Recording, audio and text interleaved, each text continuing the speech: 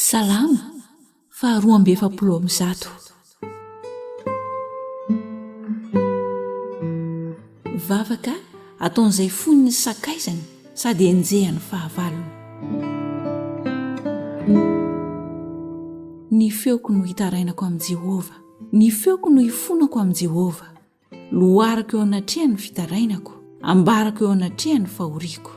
Raha reraka ato anatiko ny fanahako, dia fantatro ny alehako. Eo amin'ny lalana izorako no nanafenany fandrika amandriany ahy. Jereo eo ankavanana ka izaho, fa tsy misy olona mahalala ahy.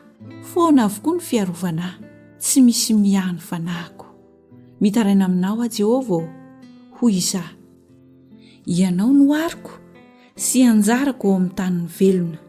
Enoy ny fitarainako, fa reraka indrindra. Vonjeo aho amin'ny mpanenjika ahy, fa tsy leoko ireny.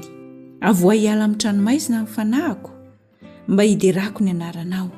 Handidina ny marina, satria manisy soa ahy ianao.